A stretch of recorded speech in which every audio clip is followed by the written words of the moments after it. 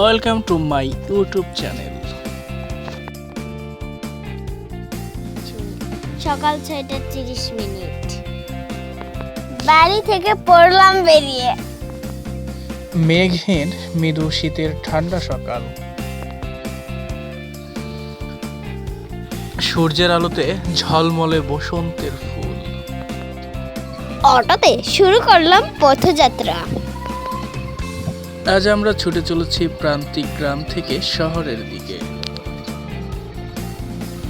সবুজ সোনালী ফসলের মাঠ, গ্রামীণ আঁকাবাঁকা মেঠো পথ। সূর্য মামা আমাদের সাথে সাথে যাচ্ছে।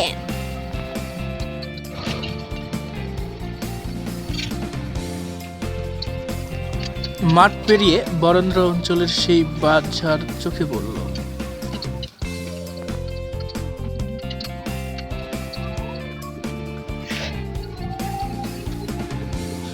এই জনপদে বাস করা মানুষগুলোর জীবনযাপন অতি সাধারণ।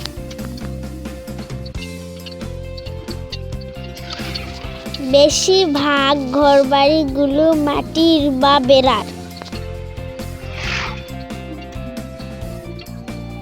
ইটের একচালা বাড়িও চোখে পড়ে।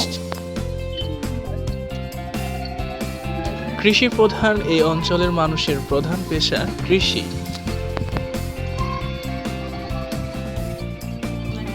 সাম্প্রতিক সময়ে এই অঞ্চল আম উৎপাদনের শীর্ষ জেলার স্থান দখল করে আছে।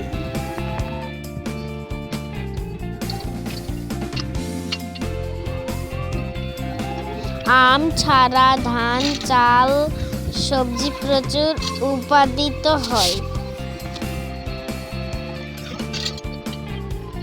নগরায়নের দিকে অগ্রগতি খুবই সীমিত।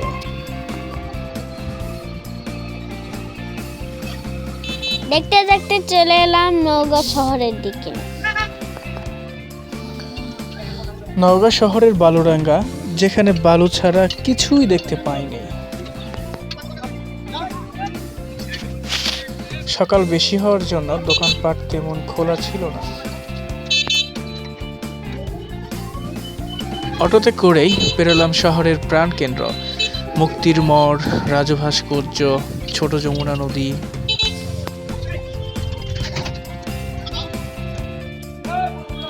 হ্যাঁ, আজ আমরা বগুড়া যাচ্ছি। উত্তরের প্রবেশদ্বার, পূর্ণনগরের রাজধানী নামে পরিচিত এই বগুড়া জেলা। 90 টাকা দিয়ে টিকিট কেটে উঠে গেলাম বাসে, ছেড়েও দিল।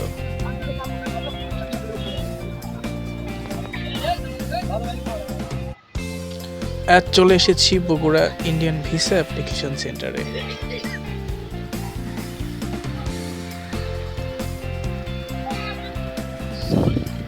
Thank you.